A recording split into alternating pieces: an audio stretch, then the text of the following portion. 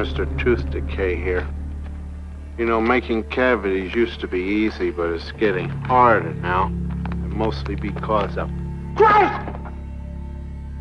Crest fights cavities, so I'm gonna fight Crest! Now, Crest's got fluoride in it, and Crest is always telling people to watch the teats, have checkups, and brush off it with Crest! Fluoride. It is hailed by the Centers of Disease Control and Prevention as one of the 10 great public health achievements of the 20th century. In fact, for over 60 years, the American Dental Association has stated that brushing with fluoride toothpaste will prevent tooth decay. But is this true? Is there more to this story than what we've been told? Triumph over tooth decay. Procter & Gamble announces Crest toothpaste with Fluorestan, its exclusive fluoride compound, world's greatest weapon against decay. Look, Mom, no cavities. Yes, Crest toothpaste really cuts down cavities because Crest has fluoride. The same fluoride dentists put right on teeth to prevent decay. With Crest, you put this fluoride on your teeth at home, too. Prevent cavities. Use Crest. Crest is accepted by the American Dental Association. Today, 95% of the toothpaste sold in the United States contains fluoride, and 72% of all water is fluoridated. Fluoride is safe and effective, and it's one of the most inexpensive ways to really cut down on dental decay. Anything we can do to help prevent cavities on children, I think, is very important. Absolutely, fluoride is safe. It's effective. Fluoridation of community water is extremely safe and extremely effective in preventing tooth decay. Science is on the side of fluoride being safe and effective. There is no controversy about this in the scientific community. If it's such a simple issue, how is it that it's still going on after half a century? I remember it being debated when I was 30 years ago. And it's continuously debated. But just because we've been doing something 50 years doesn't necessarily mean that it's right. Public health officials knew then what they know now. Would we have fluoride? Would it be added to our drinking water? Well, today a coalition of scientists, dentists, and doctors are taking action to stop fluoridation until it is proven safe.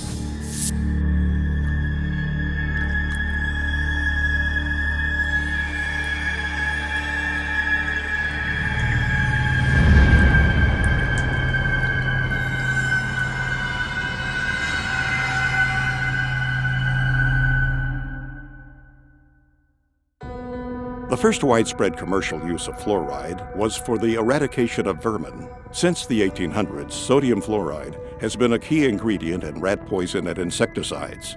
These products were commonly used in and around the home to kill lice, mice, rats, and insects.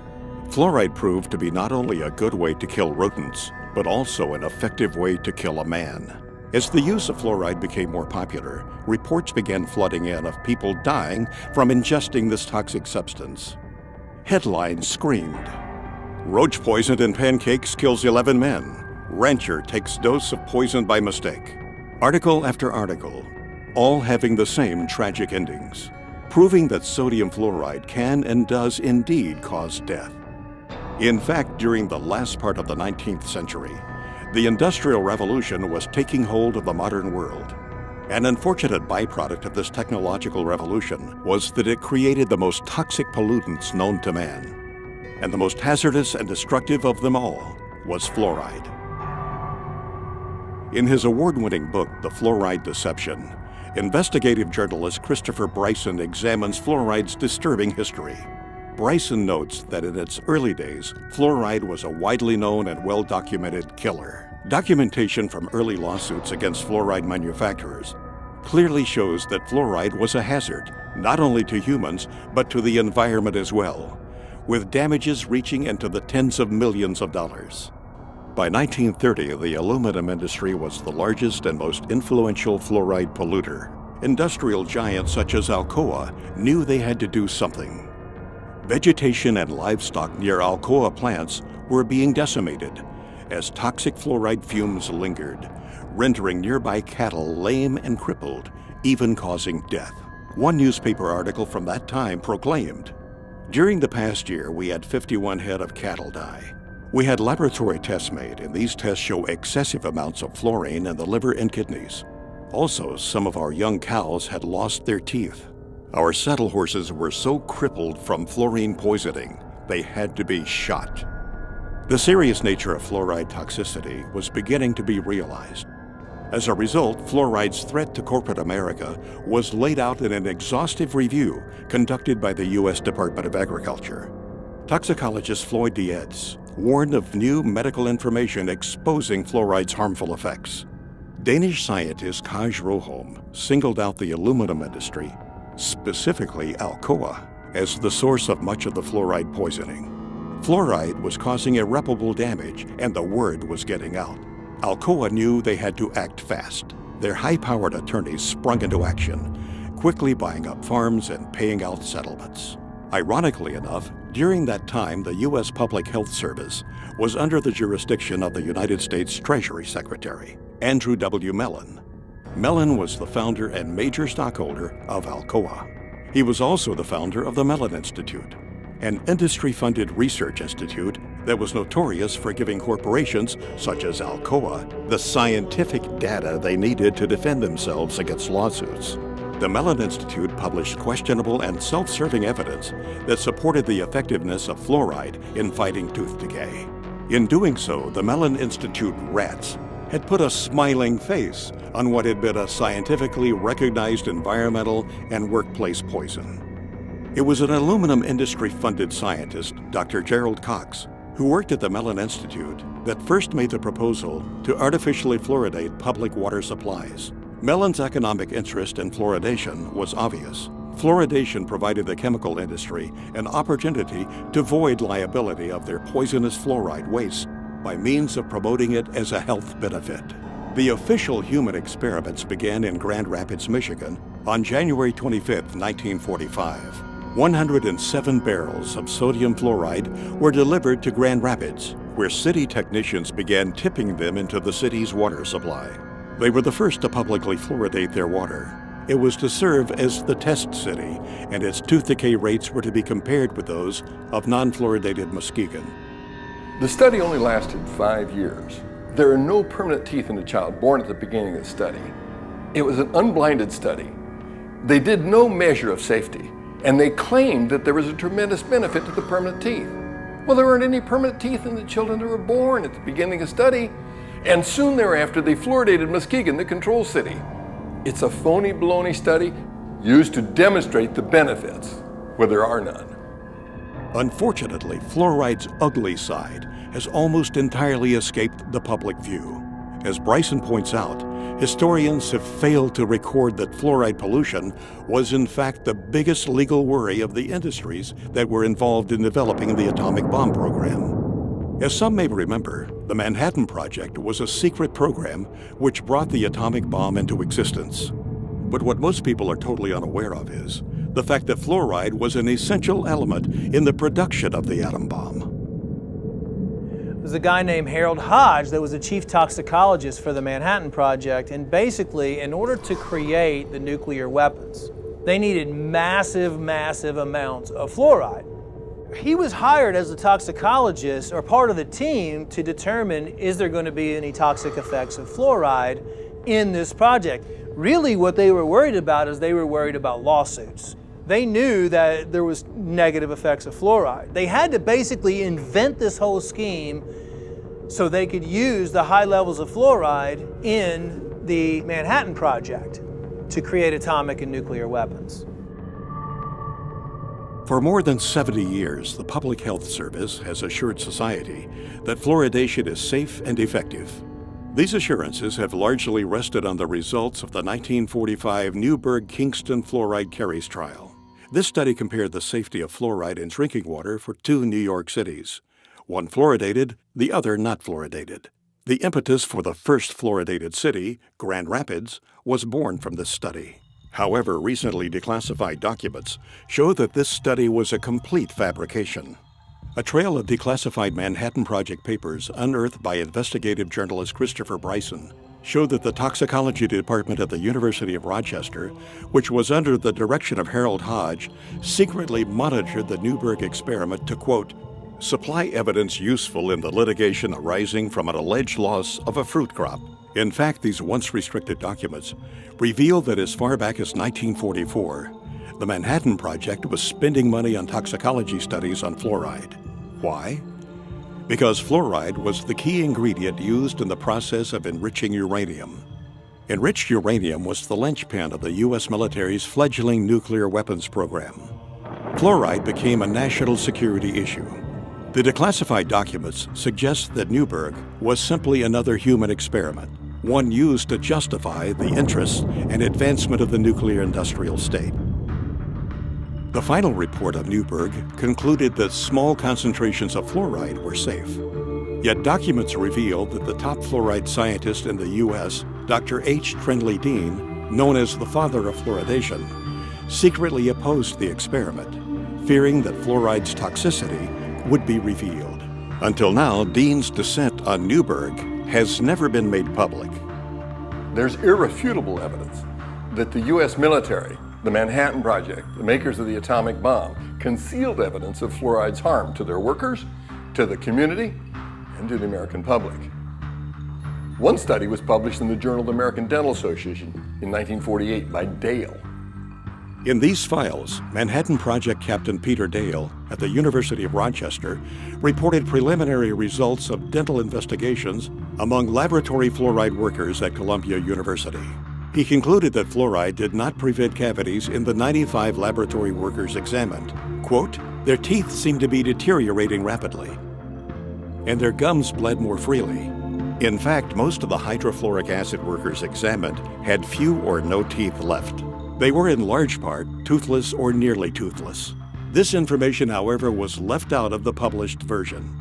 The published study merely notes that the fluoride workers had fewer cavities than did the unexposed workers. They didn't mention the fact that they had fewer cavities because their teeth had fallen out of their mouths." Since World War II, fluoride has been one of the most destructive environmental pollutants. At one point during the Cold War, fluoride was blamed for more damage claims against industry than all 20 other major air pollutants combined. Fluoride was responsible for one of the most notorious environmental disasters in U.S. history, the town of Donora, Pennsylvania, which jump-started the environmental movement. In 1948, the small mill town lost 20 people, and an estimated 6,000 men, women, and children were sickened by U.S. Steel's dark blanketing smog. Even the town's name betrayed its corporate roots. Donora was an amalgam of the first name of Nora Mellon, the wife of industrialist Andrew W. Mellon. After the Halloween disaster in Donora, Pennsylvania, Philip Stadler, a chemist, went to Donora, and he was able to test and measure and prove that it was fluoride that had caused all those deaths. Sadler quickly went public. Article after article ran the story. Chemist says fluorine gas caused 19 smog deaths. Sadler said, "Chronic fluorine poisoning has been killing people in Donora for a long time. It has left its characteristic trademark on the valley's animals, crops, and vegetation." Both the U.S. Army and the Atomic Energy Commission, now known as the Energy Department, had a secret and vital interest in the outcome of the Donora disaster. If fluoride were fingered for the Donora deaths, it might bring unwanted scrutiny of worker health safety for those in the bomb factories, resulting in damage suits and expensive requirements for air pollution controls. On October 1949, the Public Health Service official report on Donora was released. The 173-page government document appeared to be of similar size to that of the Holy Bible and came to virtually no conclusions. The report's emphasis was on bad weather and that the disaster was therefore an act of God. The report made no mention of fluoride. Could it be there was a vested interest on the part of the government not to upset the public concerning the potential dangers of fluoride? Although it was Gerald Cox's idea that ultimately led to the endorsement of water fluoridation, the man who gave the official endorsement was Federal Security Administrator Oscar R. Ewing, Alcoa's top Wall Street attorney. 9 months after the Donora disaster, Ewing made a surprise announcement for the nation. The U.S. Public Health Service was reversing a long-held position. The ex-Alcoa lawyer declared that his agency now favored adding fluoride to drinking water across the United States. Coincidence? When it came time to choose a public relations representative to persuade public opinion in favor of water fluoridation, Ewing chose none other than the father of public relations himself, Edward Bernays. When they're selling water fluoridation, they didn't just walk out and say it's good for you. They actually hired Edward Bernays, Sigmund Freud's nephew, to sell Americans on how good it was to have silicon fluoride in the water. Edward Bernays was the one that created how to control the population through media and through advertising. Edward Bernays, also known as the father of spin, pioneered the idea of crowd psychology. In 1928, he wrote a book called Propaganda, in which he wrote, "If we understand the mechanism and motives of the group mind, is it not possible to control and regiment the masses according to our will without their knowing it?" He called it the engineering of consent. Bernays introduced the corporate giants to crowd psychology methods and polished techniques to manipulate society. He convinced the population to buy on impulse things they didn't even need. In his writings, he concluded that individuals were controlled by 4 basic motivations: self-preservation, aggression, security, and sex. Bernays' belief was that by appealing to any of these 4 motives, it was possible to manipulate the majority of a population into doing almost anything. You could brainwash them into smoking cigarettes, starting war, electing politicians, you name it. And given the proven effectiveness of these techniques, it was no coincidence that the Aluminum Company of America asked Bernays to head the campaign for the fluoridation of the United States water supply. People like Bernays, were masters of social engineering. His entire thesis, if you will, is that you don't talk to the public in a rational, scientific way. Instead, you appeal to their emotions and you invoke their fears. He was key in getting women to start smoking. He positioned cigarettes as being sexy and individualistic and, power to the woman. That was the framing of why women should start smoking. A consumerist culture was born, and the United States government took notice. U.S. agencies soon adopted Bernays' techniques of manipulation to manufacture the fear of ever-present danger in the minds of the people, to give those in power greater control of what Bernays called the mass mind. He went on to propose in his book Propaganda, those who manipulate this unseen mechanism of society constitute an invisible government which is the true ruling power of our country. We are governed, our minds are molded, our tastes formed, our ideas suggested, largely by men we have never heard of. This statement holds just as true today as it did in the 1920s when Bernays first wrote it. Throughout medical science, including dentistry, poison-producing corporations have always been able to infiltrate major institutions and dominate their narrative. When Christopher Bryson was writing this book, The Fluoride Deception, he reached out to Edward Bernays. Bernays said it was child's play to convince the American public that fluoride was good for them. While the official narrative rang, the case for fluoride had been proven. Some people weren't so quick to jump on the fluoridation bandwagon. Because fluoride had been used for years as a rat poison, to kill coyotes, to kill cockroaches. Some of those opposing fluoridation were in fact dentists. And because of their advocacy for safe water, they were censored by the American Dental Association. If they worked for the Public Health Service, they got fired. If they were team players and kept their mouths shut, they got to keep their job. So out of fear, many people who knew better remained silent. The true story behind water fluoridation can be hard to swallow. The facelift performed on fluoride dating back more than 60 years ago has misled generations. Instead of conjuring up the image of a crippled worker or a poisoned forest, we see smiling children. As a new generation arises, we must sound the alarm yet again. To those who have ears to hear, this film is meant to be a warning. This film will prove beyond a shadow of a doubt that fluoride is a deadly poison being added to our water supply. It will further prove that the chemical commonly known as fluoride is the only chemical added to public drinking water to treat you, the individual, rather than the water. The information presented in this film can change your life. It can help protect your health and the health of your loved ones. It will lay out the real facts behind water fluoridation. It will expose the hidden hand behind the curtain, pulling the levers of industry, corporate profit, and public perception. Fluoridation is neither safe nor effective, but rather a fraud. And honestly, one of the biggest hoaxes ever perpetrated in human history. To say things like tobacco is harmless, fluoride is harmless. Agent Orange is harmless, they say. DDT was harmless. Asbestos, right? Yeah, GMOs now, they say, are harmless. This is a long history of science selling out to corporate interests while the people are systematically poisoned. And to this day, people still believe fluoride is safe in the drinking water, and the majority of dentists still believe it's safe to put in toothpaste and to put in different types of compounds. Most people in America are persuaded that everybody fluoridates their water. And if you're living in a town like Albany or Long Island or Ithaca or somewhere, but the vast majority of the population in the world does not drink fluoridated water. Most of the countries do not fluoridate their water, only about 30.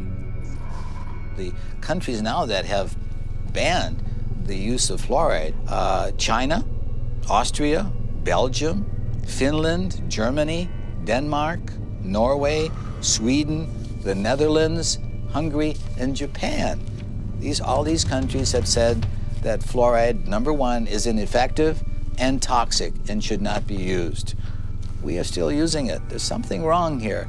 I think it's time that we become aware and do something about it. How come our country that's supposed to be, quote, so smart, uses it? Well, there's something going on here. What does the European Union know that we don't know? Nothing. Nothing. They know the same thing, that's why, but the difference is they're not getting paid off and we are, and so therefore, this is what the only thing I can come up with, because they both have the same facts. They both have the same facts. Fluoride is toxic. Fluoride is not helping your teeth. If it was really helping your teeth, why do we have all these dental problems? It's not at all. How come you can go to primitive societies around the world that never had even seen fluoride, and they have perfect teeth? Why are we having all these learning disorders? How come we're having autism? We're having all these things we never had before.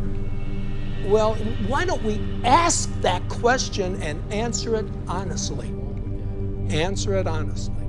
98% of Europe does not fluoridate. Only 8 countries in the world have more than 50% of their population drinking water. America, Australia, New Zealand, Ireland, Israel, Singapore, Malaysia, and Colombia. Only 8. I think Europeans have come to their senses on several issues, not all of them, but on many, GMOs being one of them and fluoride being another. They've rejected these things because they're looking at the evidence. America tends to be way behind the curve on really recognizing reality in the realm of fraudulent hoax science. Our CDC and the liars in Washington, D.C. have only had success in countries that speak English for the vast majority of the disposal of their hazardous waste product. That means that you and I and our children in the United States are the largest consumers of hydrofluosilicic acid. Call it what it is. Hydrofluosilicic acid, what is that? Hydro's water, fluo, fluoride, silicic, sand, and it's missing an electron. It's acidic. It'll kill you. You take your hand, dip it in like that, you're gonna die. Hydrofluosilicic acid does not occur in nature. It's a man-made molecule. And it eats through concrete, glass, stainless steel, fiberglass, plastic. You name it, it'll eat it. So why are we putting that in the water? First tonight, hazmat crews from all across our area responded to a chemical leak this afternoon in Rock Island. The chemical was so strong that it was burning through the concrete there. News 8's Christy Mergenthal has the latest. It was just before 1 o'clock Thursday afternoon when hazmat crews were called to the Rock Island water treatment plant for a chemical spill coming from this tanker truck. The chemical hydrofluorosilicic acid is used to add fluoride to the plant's water. After several hours, crews were able to clean up the leak, allowing operations to return to normal. They had to cordon off the area, obviously, but as far as the treatment of the water and the amount of water being used by the public, there's no effect on that at all. Now, that acid that did spill out is a chemical that they actually use every single day here at the water treatment plant. It adds fluoride to the water. Reporting Reporting live in Rock Island, Christy Mergenthal, WQAD Quad Cities News 8. That's how they transport it. It's extremely aggressive. It'll eat through almost anything, including concrete. What is labeled fluoride is not naturally occurring fluoride like you might find in the ground. It's actually a collection. It can be over 100 different chemicals, including some radioactive chemicals, including many cancer-causing chemicals, including heavy metals, neurologically damaging elements that are called fluoride. And then this is dumped into the water supply, and the cities have the doctors and dentists convinced that this is somehow good for your teeth. Fluoride is really a clever way for industry, the mining industry, chemical processing industries, aluminum smelting and processing industries, to eliminate their toxic industrial waste without having to pay for it to be handled as industrial waste. They just slap a new label on it, fluoride. They sell it to cities, and the cities dump it into the water supply. Basically, is a hazardous waste byproduct of the manufacture of phosphate fertilizer. It's a mining byproduct. They dig up this rock. This rock is no good as is. So you mix it with sulfuric acid, and this produces soluble phosphate, and that's what becomes the fertilizer. It's a byproduct that they can't do anything with. It's a poison, so they sell it and make fluoride out of it. It was a fraud. It was a scam from the get-go. It is a means of getting rid of fluoride. You allow industry to use your water supply to dispose of their hazardous waste. It's a disposal mechanism. It's a major industrial waste pollutant. They were trying to dump it into the rivers that were going out into the ocean in Florida, and boy, they stopped that. They said, you're polluting, you're killing the fish, and which they were. For 100 years, they decimated the local vegetation, crippled the cattle, damaged the citrus groves in Florida. It was costing them a fortune to handle this as a very serious industrial waste.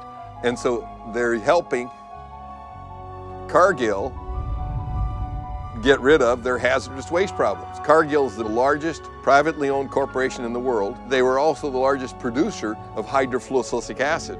Cargill at one time had like 90% of the market. When the hurricanes went through Florida, they knocked out the holding pond, so there was a shortage of hydrofluorosilicic acid. And so they reached out to the rest of the world, and now we get it from Mexico and Japan and China, because none of those countries allow fluoride in the water supply. They don't put it in at all. So obviously it's piling up in those countries. I don't think we need to be helping other countries out with their disposal of fluorosilicic acid. Fluoridation is the worst recycling practice in the world. So I support recycling. But to take the hazardous waste from the phosphate fertilizer industry, which cannot be dumped into the sea by international law and cannot be used locally because it's too concentrated, and to take that product and put it into our public drinking water is sheer lunacy. It's bizarre. I mean, George Orwell, Kafka could have written this play. It's lunacy. There are 250,000 tons dumped annually in the water supply. Does that sound like a big figure to you? If you had 1 ton and were worth over $1 million, you'd be a poor person by the time you got rid of that ton. It's extremely expensive to get rid of. Is there anybody that you know that might be willing to talk to us, perhaps a whistleblower, somebody who's been injured or? Yeah, there's a guy who wrote a book, Toxic Torts, the tell-all book about the phosphate fertilizer industry, Gary Pittman. He'll tell you the story. Is that where's he out of? In Florida. That's where all the phosphate mines are in the United States. That's right. Paul, looks like we're going to Florida, buddy.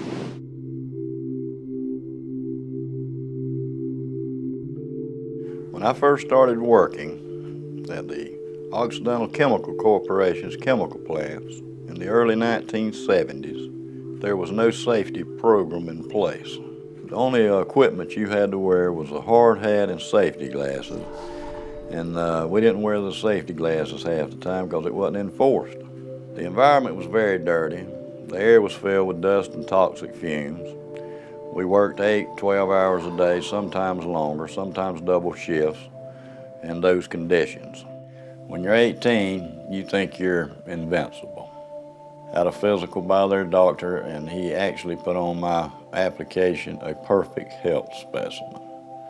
Mistakenly, you tend to believe that somehow you're invincible and blindly step into harm's way without a thought about the future consequences.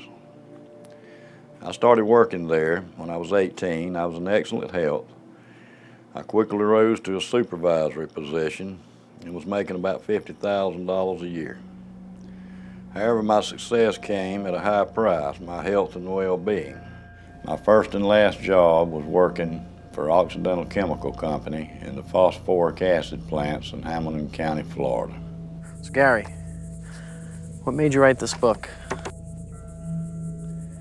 I wanted to leave a history behind on what happened to me and some of the co-workers here in this county. And it kind of gives the inside look at a phosphate plant, mainly the chemical plant where phosphoric acid is made. Former employees of Occidental Chemical Corporation have filed a lawsuit against the company. They say they have life-threatening diseases because the company did not follow safety procedures. Paige, they have diseases like leukemia, emphysema, and toxic brain syndrome. For years, doctors struggled to diagnose them, but finally they found a common link. It was the phosphate plant they all worked for. Gary and several other former employees are suing Occidental for failing to provide adequate safety education and gear. One woman's husband died of bone cancer before his battle could make it to court.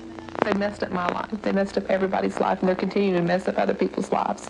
They need to come in and realize and admit to what they are doing. When Gary Pittman filed a lawsuit against Occidental Chemical Company, he knew what he was getting into. Occidental was a mammoth organization and no stranger to litigation. It was Occidental that had been responsible for one of the most horrendous environmental tragedies in American history, the Love Canal. President Carter declared a state of emergency today in the Love Canal area of New York's Niagara Falls, where toxic chemicals were discovered oozing from the ground. My 3 kids were born with birth defects. My wife's had cancer. This was a site that literally is best described, orange goop, toxic soup is what it has been referred to. You had 80 different chemicals. I mean, some very bad stuff was in these people's backyards, was literally seeping into their basements. Health officials are urging more families to move, but that's not as simple as it seems. Between the years of 1947 and 1953, the Hooker Chemical Corporation, which is a subsidiary of Occidental Chemical, used the Love Canal section of Niagara Falls as a dumping site for toxic waste. Today, we write the final chapter of the environmental disaster called Love Canal. In doing so, we make clear that when people make a mess of our environment, they should and they will be held responsible for cleaning up their mess. The EPA concluded that Occidental dumped millions of tons of hazardous chemicals and then sold the property to the Niagara Falls School District for $1. In papers to be filed in court in Buffalo this afternoon, the Occidental Chemical Corporation will agree to pay $129 million. In the end, Occidental was out of pocket a total of $200 million for damages and settlements, not including court costs and the millions they spent defending themselves. These kind of dangers no longer will be tolerated by the American public. The day of discarding hazardous materials indiscriminately and haphazardly is over. There must never be in our country another Love Canal. Thank you very much. But in reality, this $200 million spanking to a multi-billion-dollar-a-year company is far less severe than a parking ticket to the average person. Occidental had a pattern of disregard for environmental issues. In the summer of 1979, the New York Times reported that Hooker's plant in White Springs, Florida, was convicted of polluting the air with fluoride.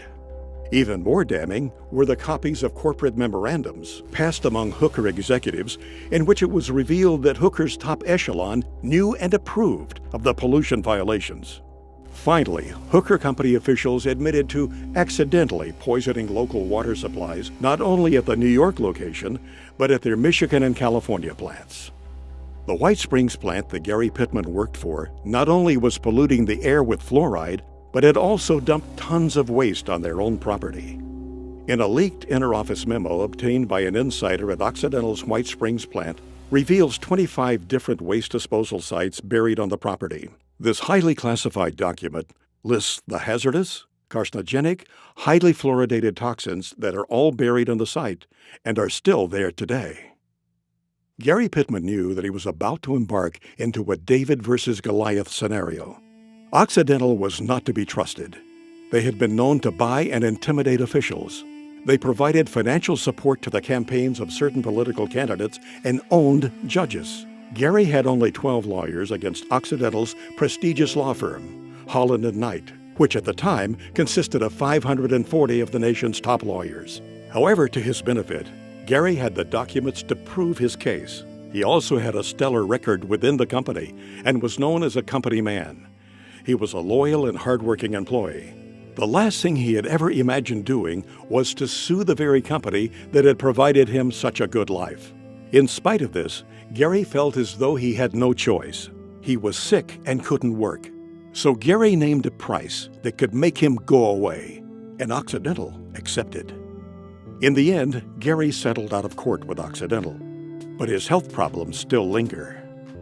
The phosphate industry is one of the biggest industries in Florida. It brings in billions of dollars each year in profits.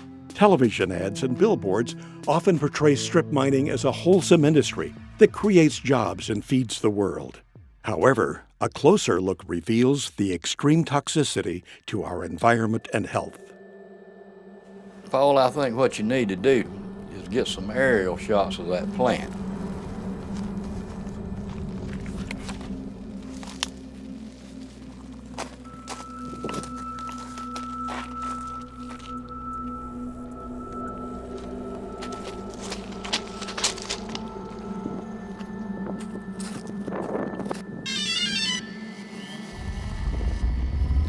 Because you cannot see the devastation going on from just riding down the road. If you could get some aerial shots of that plant, I could point out what's going on, what's happening, you know, and point out where a lot of the pollution's going on and stuff like that.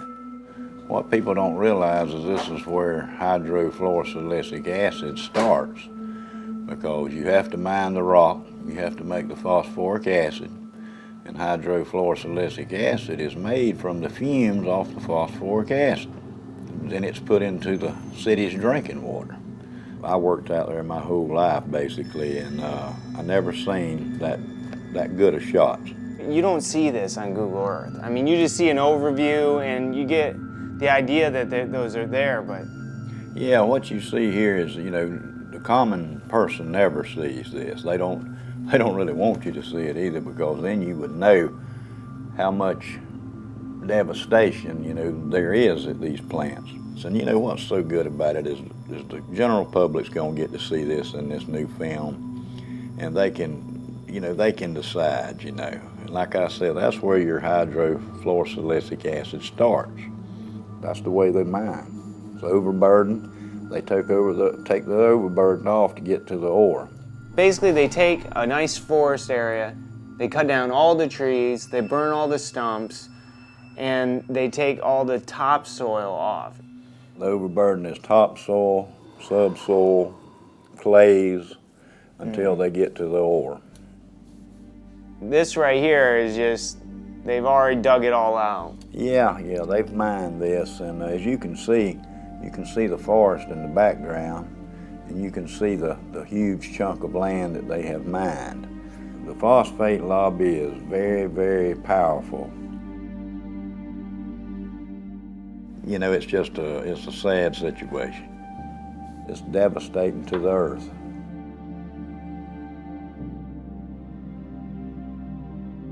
This water, this coffee-colored water, it's just hard to describe how bad it is. You know, when you call it water, it's not really water. It's so laden with so many different chemicals, and it contains many elements such as cadmium, chromium, mercury, nickel, beryllium, arsenic, fluorides, lots of fluorides. Lead, and I heard it even has it has radioactive elements in it too. It is radioactive. Uranium-238, radium-226.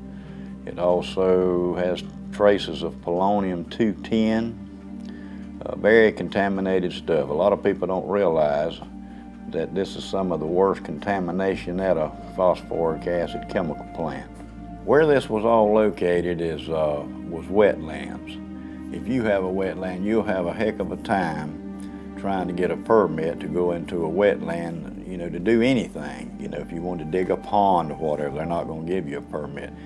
But somehow these people got permits to dig up all this wetland, and they claim they'll reclaim it, but it'll never be reclaimed like it once was. It's just, there's no way. They will reclaim just enough land, and they'll have a little show place so visitors, and they can go show them what they've been doing. Yeah, we've mined this out, and now this is what we've done.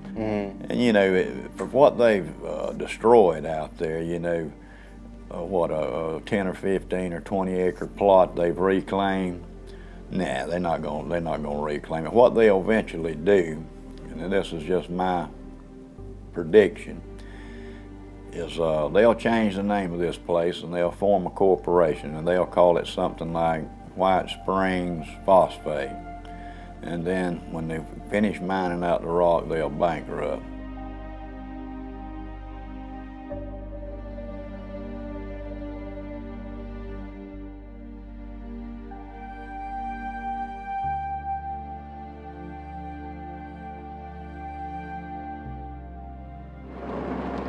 Up here on the right, we're going to have the administration offices. They used to be in the chemical plant, and they moved them. They used to eat the pantyhose off the women's legs. Wow.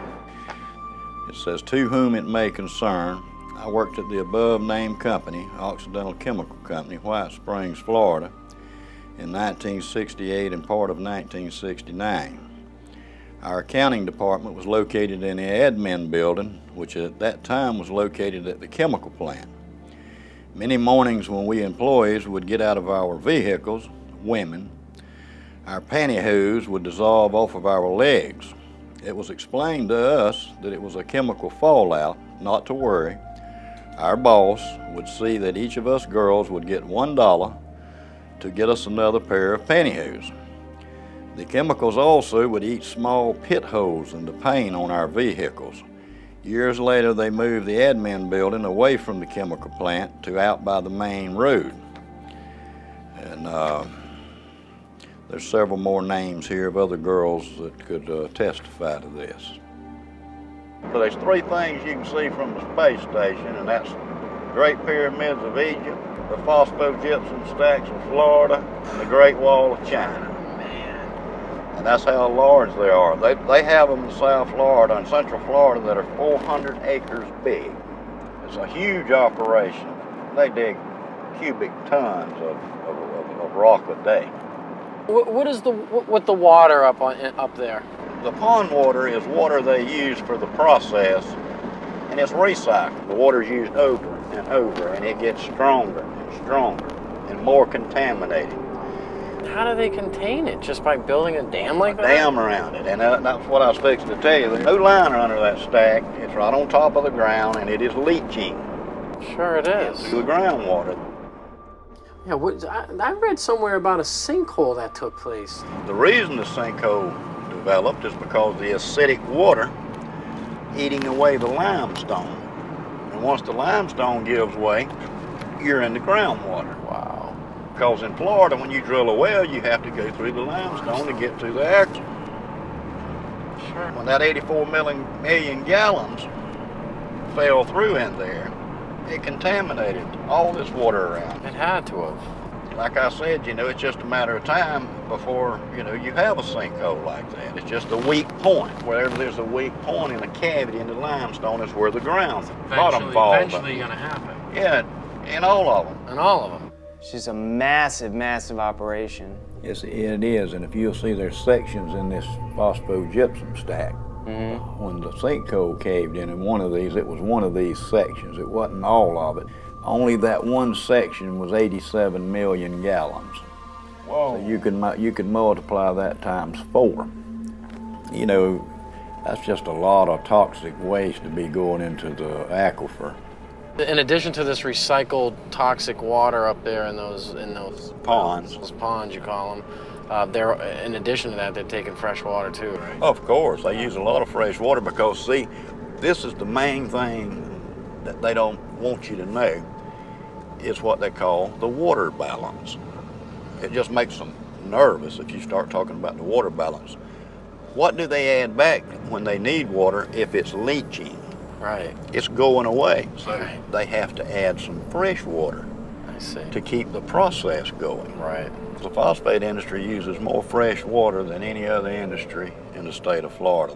You know, and sometimes they have to release water out of those toxic ponds. Where do they put it?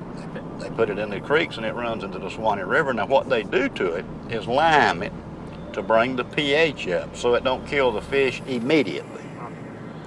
The Suwannee River, they claim, is a pristine waterway. But if you ask the Fish and Game Water Commission in Florida, they'll tell you not to eat over one fish out of that river a month. Wow. Because of lead and mercury and chromium and cadmium. They won't tell you that, but that's why. Yeah, that's why. This is just a lot of the documentation I've reached through the years. What really caught my eye was, like we had talked about earlier, the 1972 through 1979 misrepresenting environmental data. And they charged them $575,000 for emitting 10 times the amount of fluoride allowed below. And I was working there when that was going on, and the fumes were just unbelievable. It pit the glass on your windshields, make them so foggy it would etch the glass. Just having your car parked out there while you're at work. Parked there. I mean, back in the 60s, you know, I mean, even earlier they realized that those fumes were very toxic. Very toxic. The phosphate company pretty much polices themselves. They have their own crews do their stack testing and all the other environmental things. And, you know, that's kind of like the fox watching the hen house. And I have been involved to where they would go up to test a stack and come down and tell me, so something's wrong. This stack is going to fail. You know, so you look around, find a problem, straighten it out, and say, okay, boys, y'all can go up there and test now. I have also been at the point to where we couldn't find what was wrong, and they were doing the test, and we would just go and open a blind in the fume ducts to allow more fresh air to rush in, so it would dilute the emissions. But I know for a fact that they cheat on these tests. Once you know that, then you lose all faith in these regulatory agencies because you know it's all a farce.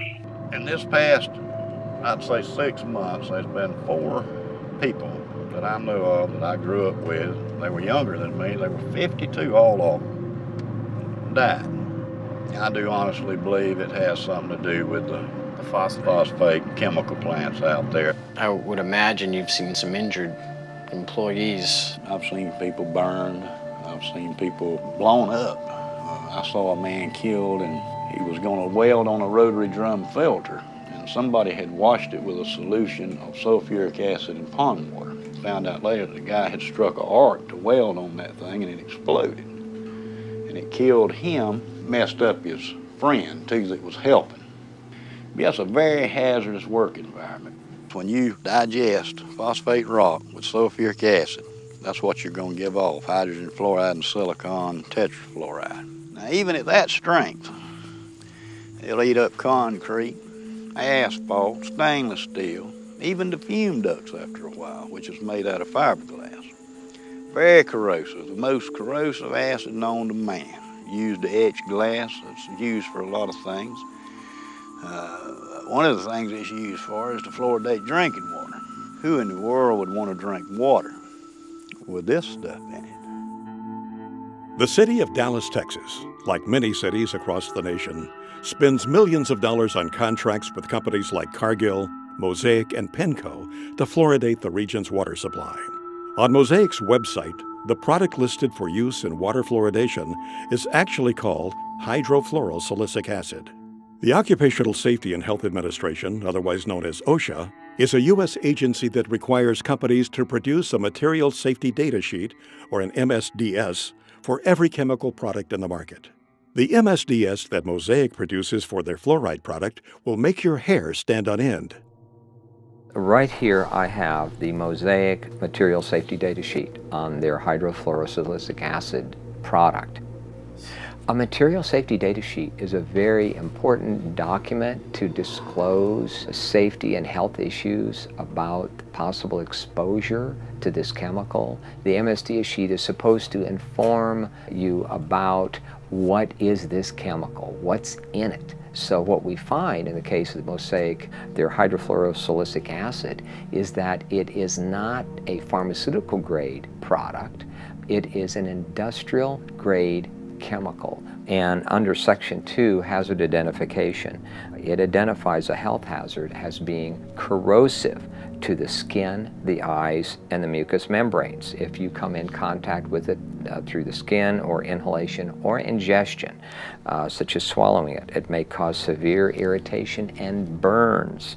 And so on the second page, it identifies potential health effects, and it mentions that it's corrosive to the eye, corrosive to the skin, corrosive through inhalation, such as breathing, corrosive if you swallow it. In this, they're basically giving these health effects due to hydrofluorosilicic acid and a high concentration. It's less clear at what concentration this won't happen at. As a chemist, I've looked at scores of material safety data sheets, and never in my career have I seen a warning for children in an MSDS, material safety data sheet. What happens is the companies that's producing this chemical realizes they have a revenue stream that's a little risky for them from a liability standpoint on how their customers are using this chemical. And so they've now put a warning in their material safety data sheet, warning for fluorosis, osteosclerosis if exposure occurs during enamel formation. There are no children working in these chemical plants. There are no children being chemical handlers. So this warning is for the end user. And so we've presented this to the City Council, and they have now been alerted that their own supplier has put a warning. And this is where we came across and said, you now need to put a warning, at least for children that you've received from your supplier. You need to put that downstream. So now the liability is on them too. Hydrofluorosilicic acid has no known benefit in human or any physiological system. It's not even useful in any mammal. So adding that to the public water supply for an alleged benefit is a fraud, and it's a crime against the citizens of this country, and it's cumulative over a lifetime. It is a very noxious poison, and you do not have to take my word for it. If you've got a Webster's dictionary, open it up. One of the definitions is fluoride, a violent protoplasmic poison. Then you have to go look up protoplasm. We are protoplasm, so violent protoplasm for us. Say, let's put that in the water and see how the kids turn out. So, as we're learning, it seems like there are no rewards to this. It just seems it's just all risks. It's all risk. It's a big lie. There's no benefit whatsoever. It's all risk. Let's get to the science. That's what I say. Instead of covering it up, let's look at the science. What do these fluoride chemicals actually do to human beings?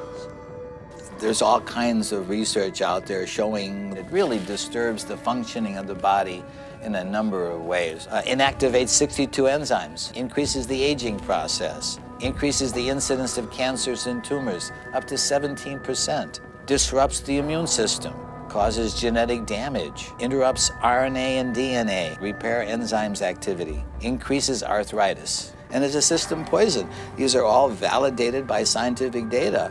We have in America today all of the symptoms of hypothyroidism, obesity, heart disease, neurological impairment. I have been very sick. I was diagnosed with hypothyroidism about 10 years ago.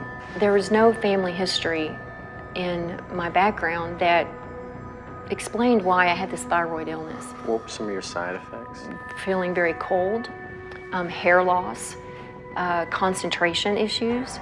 It really controls your metabolism. So I had gained about 10 to 15 pounds, which is very unusual. I was very athletic my whole life and never was overweight.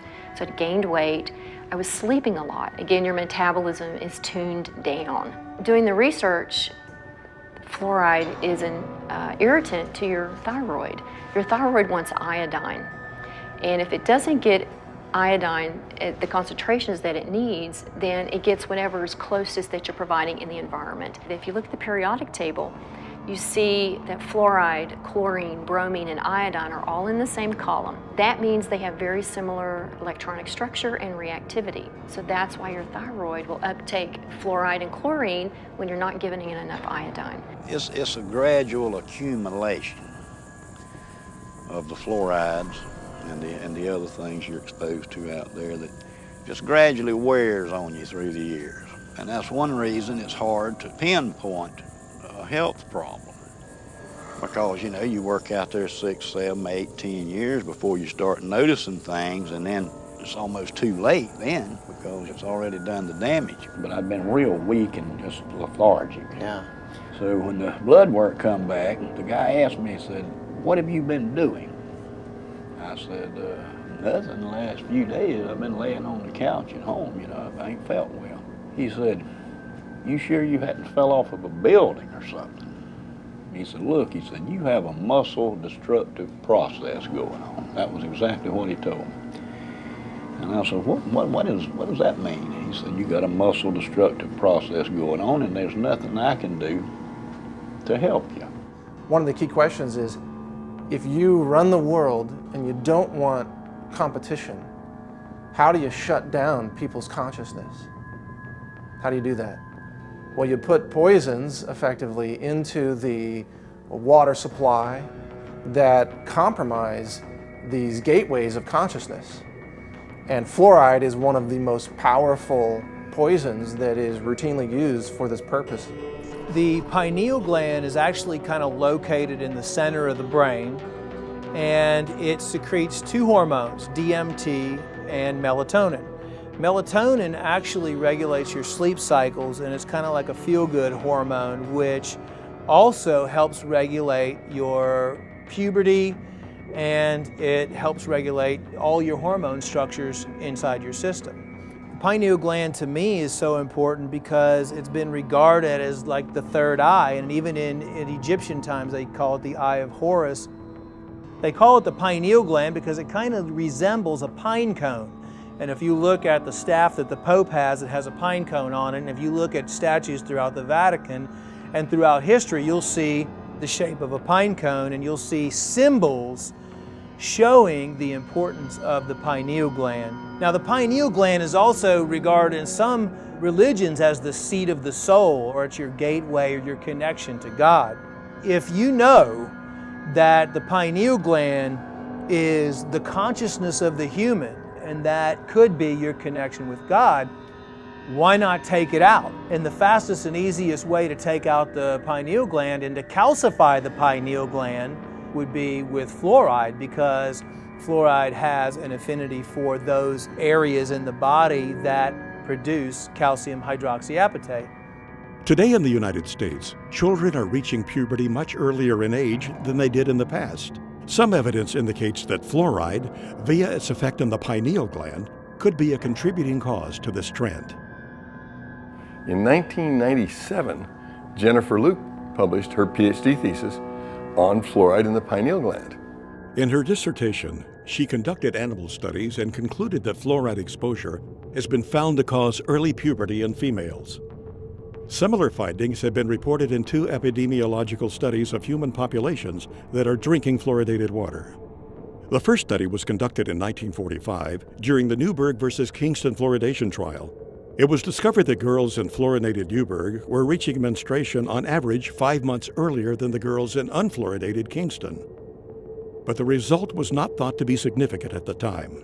In 1983, another study was conducted in which a man with the last name of Farkas reported that girls living in highly fluoridated towns began their first menstruation cycles at a much younger age than girls living in less fluoridated areas. When the pineal gland is calcified, it causes an onset of puberty. In my documentary, Crippling Waters, one of the ladies in there, we called her the star, a 9-year-old girl.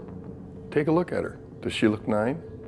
She's exposed to high fluoride in her family's well water. Her dad, who's only 20 years older, is starting to bend over like this and starting to become crippled. He can't put his hands above his head. The calcification of the pineal gland is an adaptive process so that that child can have babies by the time she's 14 because she's going to be crippled by the time she's 40. Fluoride's role in earlier puberty needs more thorough investigation. When one considers the seriousness of a possible interference by fluoride on a growing child's pineal gland, it underlines the negative and dangerous effects of fluoridation. Dave, so what we're learning is kind of frightening because it seems to me that once it's in your body, is it there to stay? Yes, you can't get it out.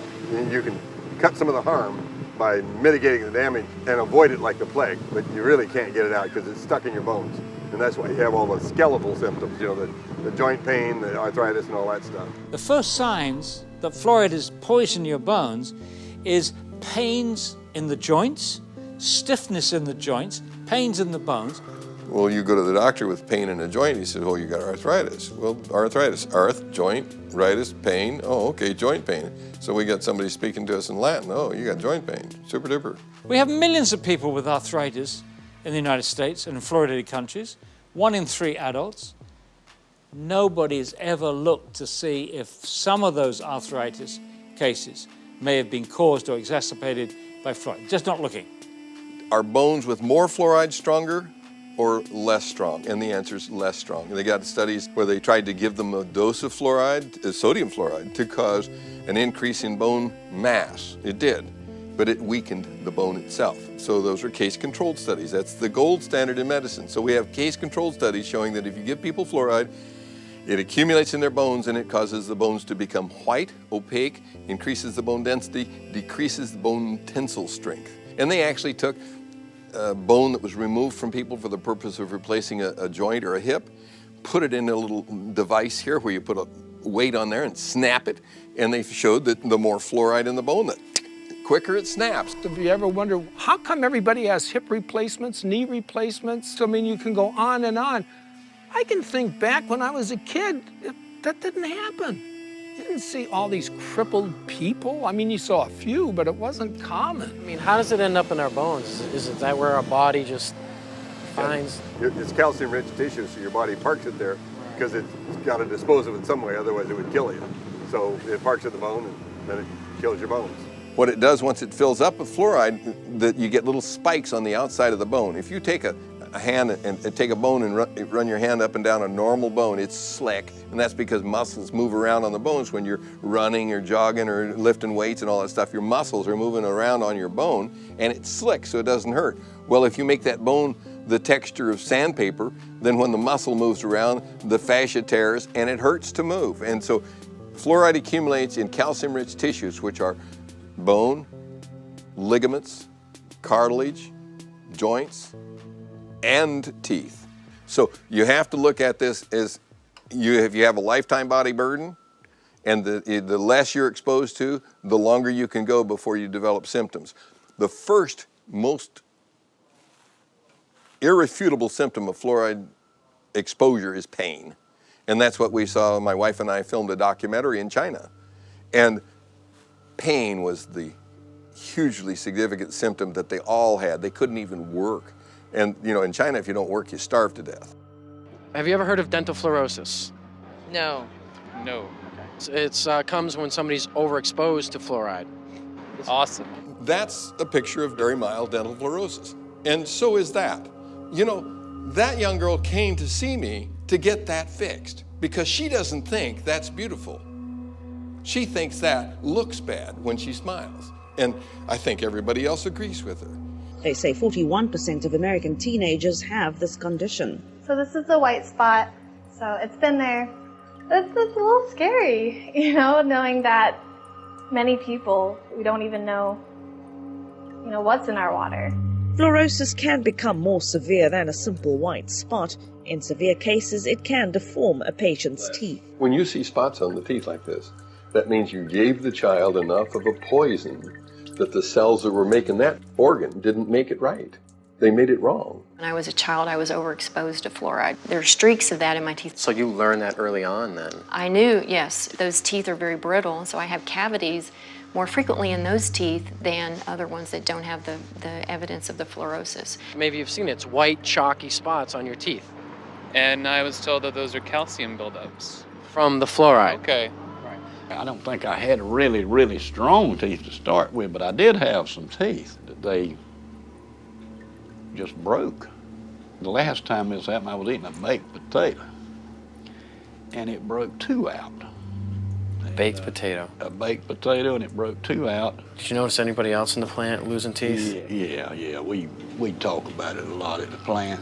So the ADA, the people in office, the people who are in these regulatory agencies, they're aware of overexposure to fluoride causes dental fluorosis, correct? Yeah. They know of that, right? And they know that dental fluorosis, the teeth become weakened, they chip, they fall out. Brown, spotted, ugly, wear away real fast. Yes, they know all of that. We took California, we took the whole state.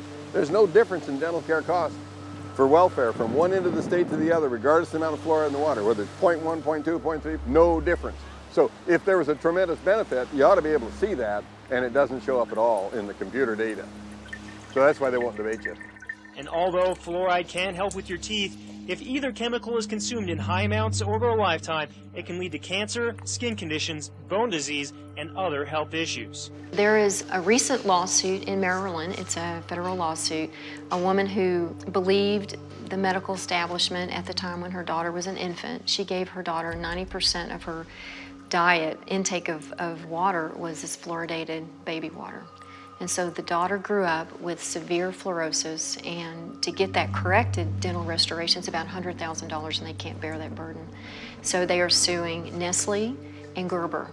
So putting it in a baby bottle when the child doesn't have any visible teeth, there's no way on God's green earth that can have anything except a negative impact on that child. It will damage that baby's teeth. But they sell it in the grocery store as baby's first water. I've seen that for years. How do we educate women to not buy this for their babies? And this is why we wanted the warning for infants, because they're the most at risk. They drink their weight in water within 2 or 3 days. If you and I did that, we'd be drinking 22 liters a day. I mean, it just goes back to the whole, these regulatory agencies that are supposed to, be kind of looking out for our best interests, and as you know, they're not.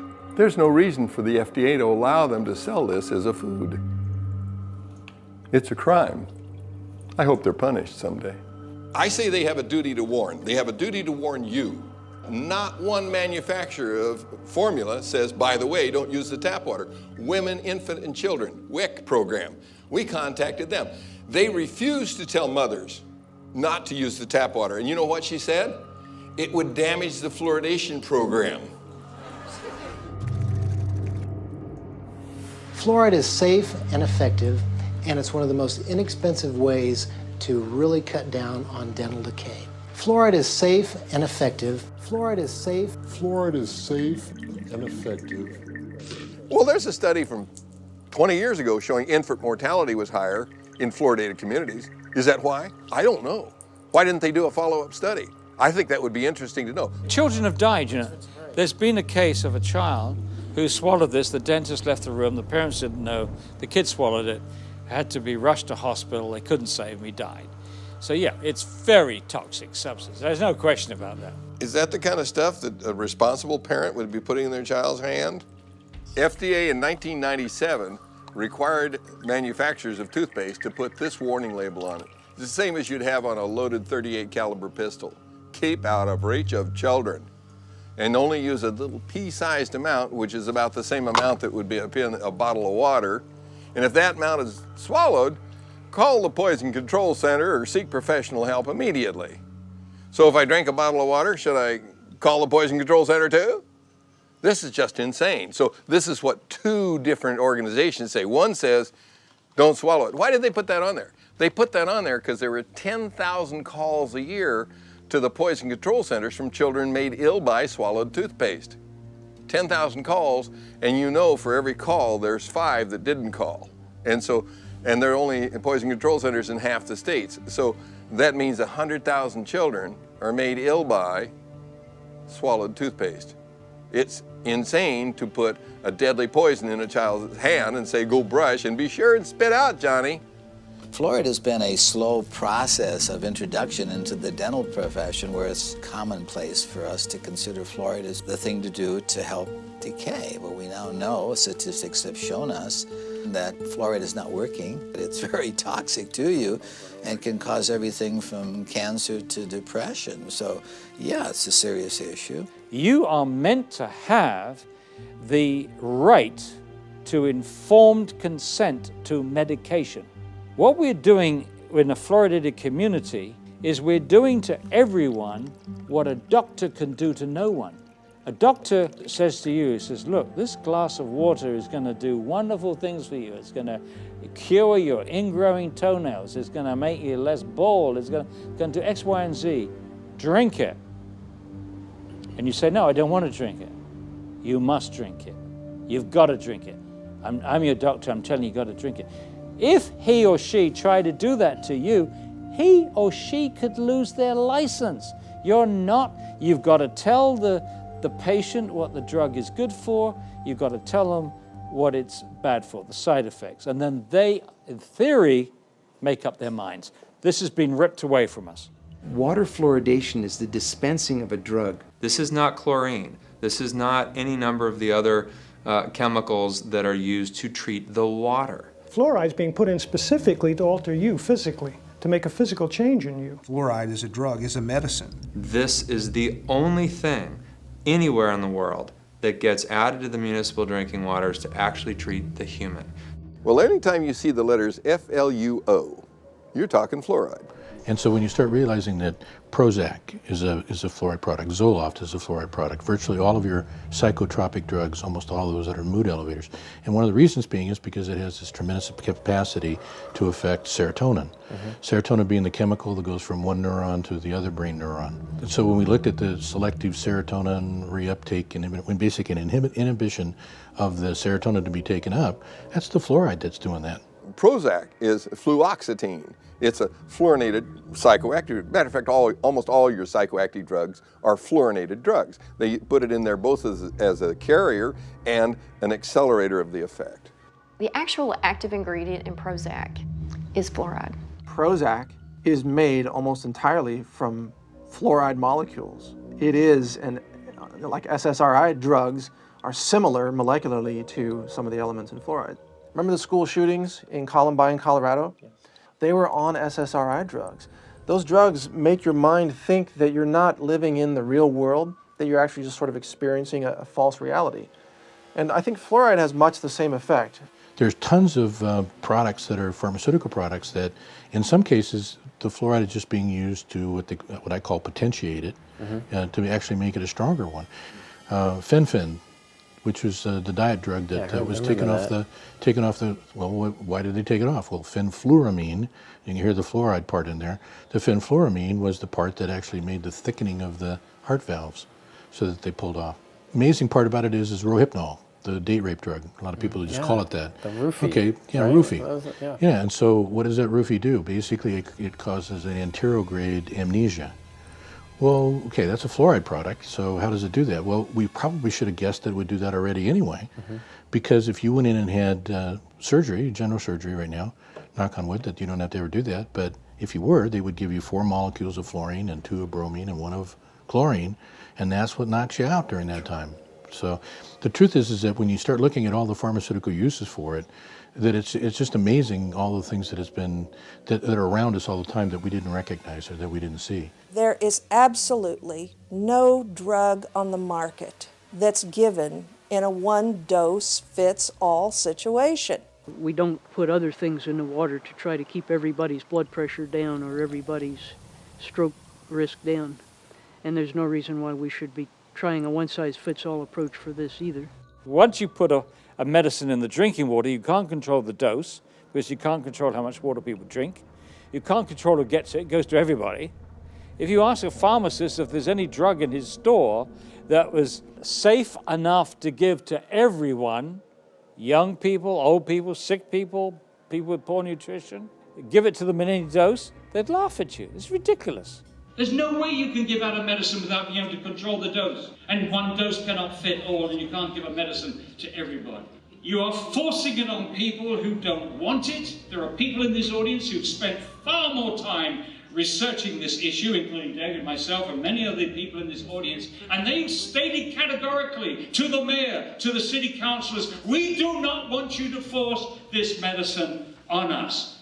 We have the right to informed consent to medication. That's a very important right. This is a violation. It's being violated every day in this country to over 200 million people. There needs to be informed consent. We have that with all other medications. When we go to the doctor, he or she gives us the information of what the side effects are going to be. With fluoride, there is no informed consent. There is no safe dose for this one-size-fits-all medication that they're doing to us.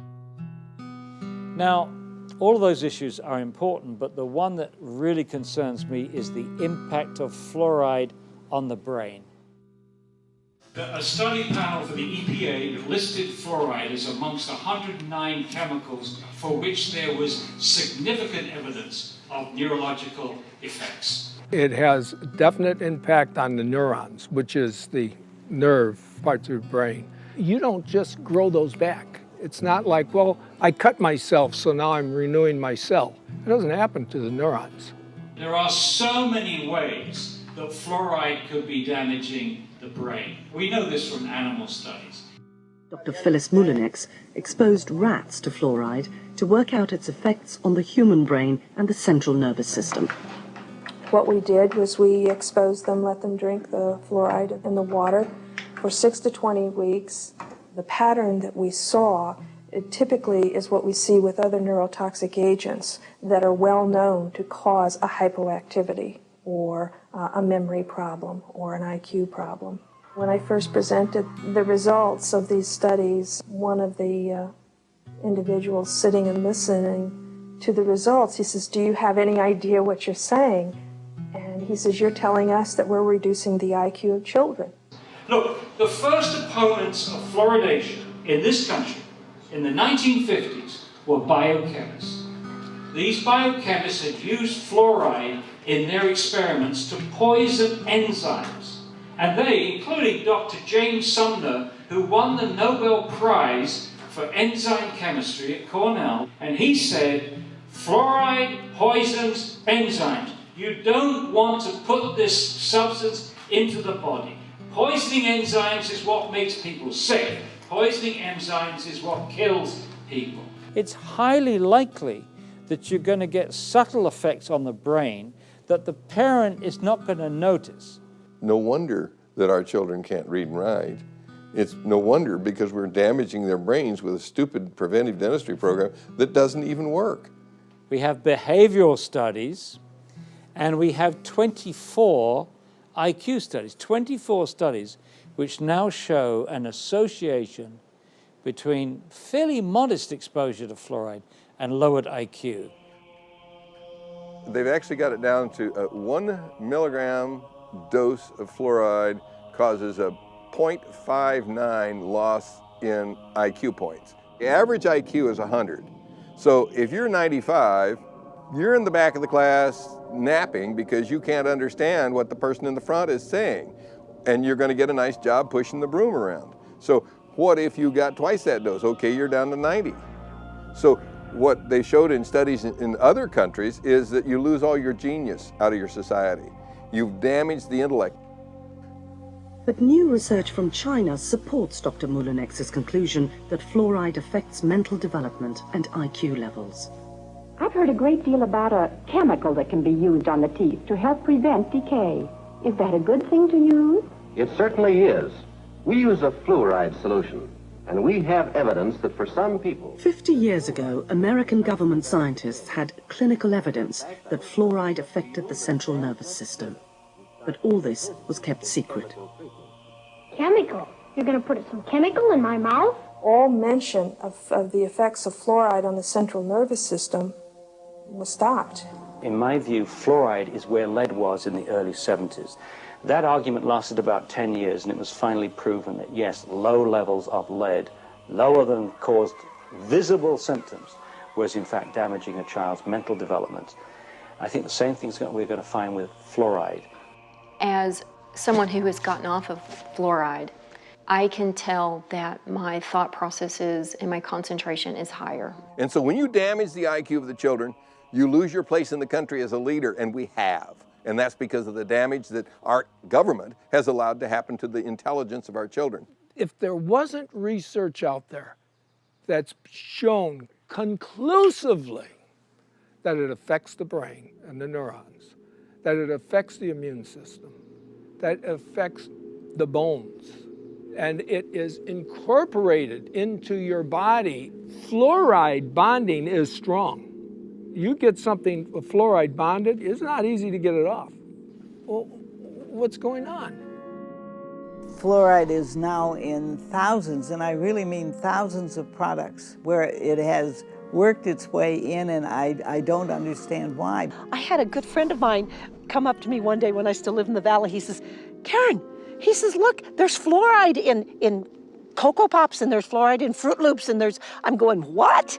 What the heck is it doing in that stuff? Pesticides operate in a lot of cases because they have fluoridated compounds. Sadly, the dentists have begun to add fluoride to their filling materials, their cements, they even put a varnish on children's teeth. I don't believe these have been legitimately FDA approved. I've checked on them. There's no new drug applications on file for fluoride to be ingested, and none have been submitted. So if you're going to give a child a dose of fluoride, show me the FDA approval where that's beneficial and even safe. It doesn't exist. The medical system that tries to say we need to ingest fluoride, that's really the only element they believe in. They won't recommend magnesium to reduce heart attacks. They won't recommend calcium.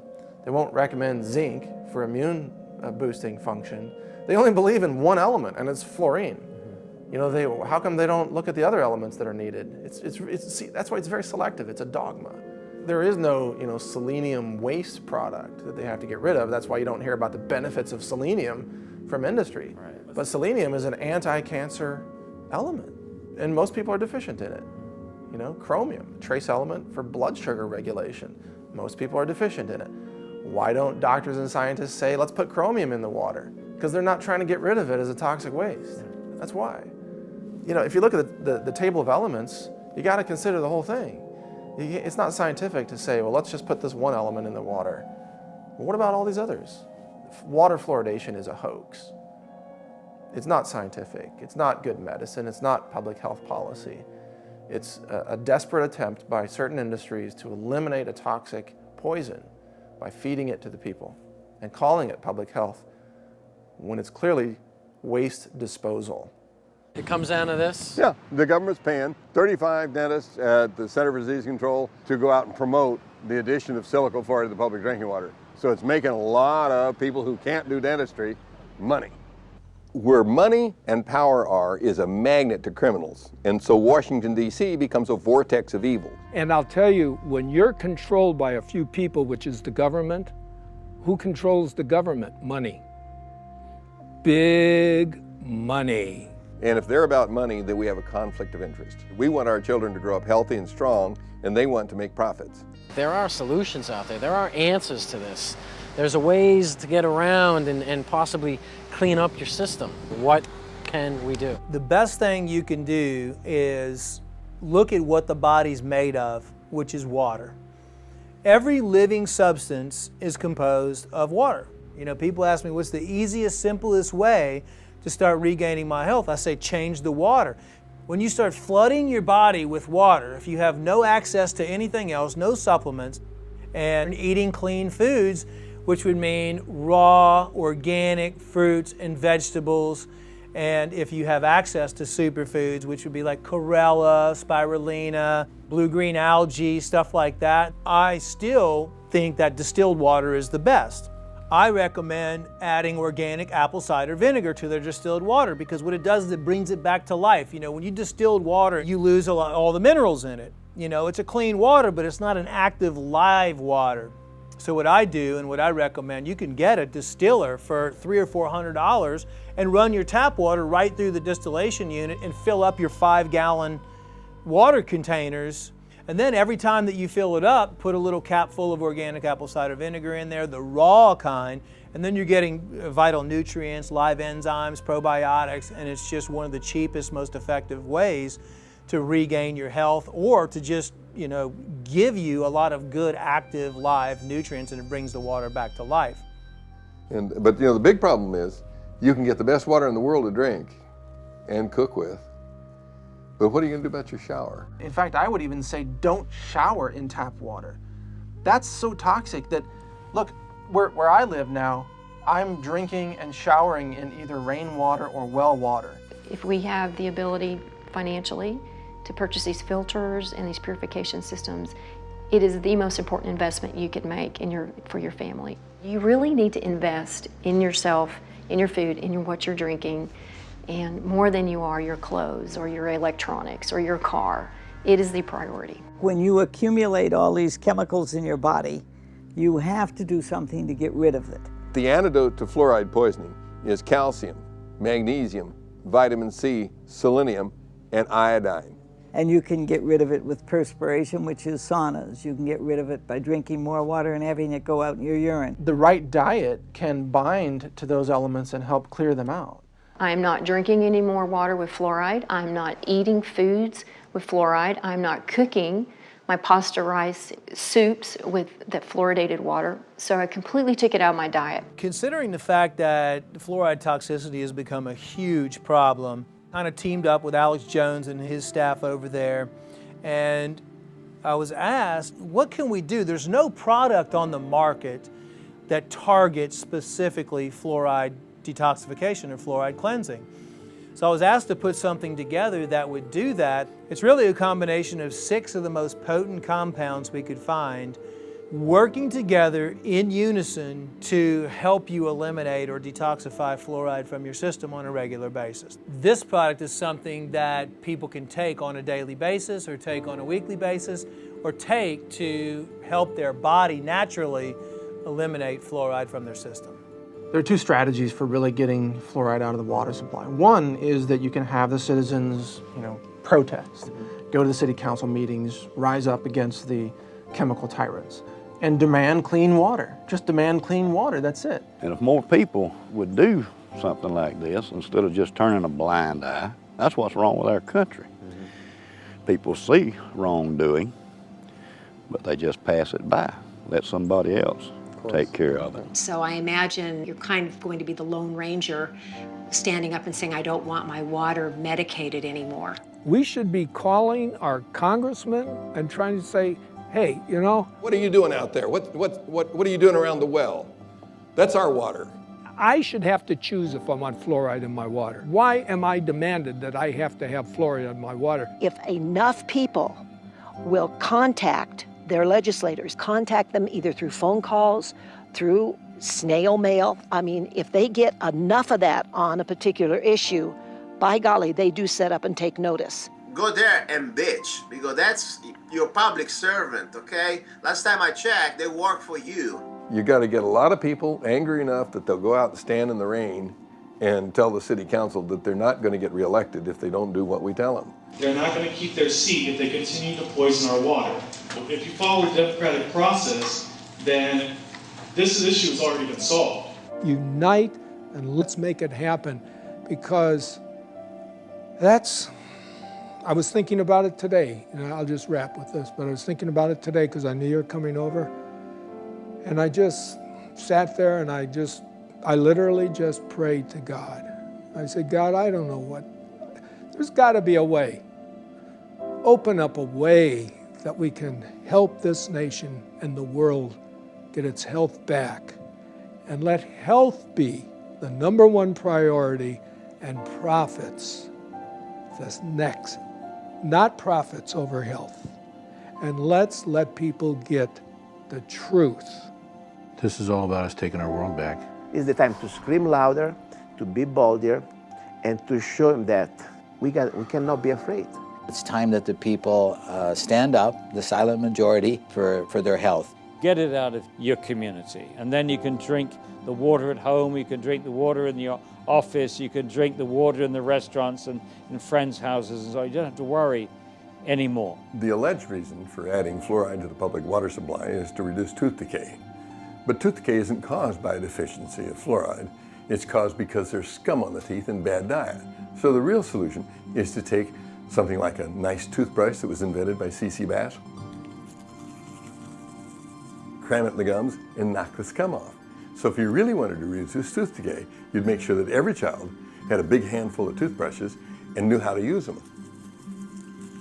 And you dig all the scum off the gums, because it's scum living on the teeth that causes tooth decay. I don't want to poison the scum, I want to scrub it off the teeth and then not feed it. So you don't give it sugar, white flour, and bad food, processed foods. You give it good foods. Then you will have wonderful teeth and abundant good health. Is there hope? There's always hope. I mean, that's what I tell everybody. Even when I had cancer patients, I always say, listen, there's always hope. When you feel healthy, you feel self-confident. And when you feel self-confident, you feel successful. So regardless of how bad things are, you can never lose hope. I mean, you always have to know that there's always change and there's always things you can do. Even if you do one tiny thing every single day, you're still positively changing. And if you tell one person, or if you pass an email out, or you share information, once we hit critical point, which we're almost at, it's like the 100th monkey phenomenon. The mass consciousness will change. And I believe we're almost there. So never give up, and always, no matter what, never give up hope, because that's what you have. I just want to thank you from the bottom of my heart. You're such a sweet, sweet soul. Again, Charlie, thank you so much for letting us come by here today. Well, I would just like to say, great speech, man.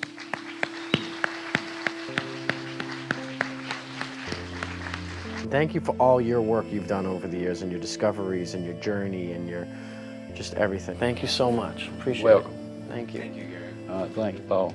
Good you man. too. You're the man. Okay, Thanks so much. Thank you. Appreciate it. Thank you. It's been a treat. It's a pleasure to talk to you, and I'm hoping that this will get the message to more and more people. Now, this is fantastic. It's going to be a great educational tool, and we appreciate you being here. And thank you so much, and we'll look forward to seeing you again. Likewise. Thanks for having me. You guys are incredibly powerful, and I want to say thank you for what you're doing for all of us. I really wish this project the greatest success. People need to hear this message from all of those that you've interviewed. This is powerful information, and I imagine that in 50 years, people will be watching this.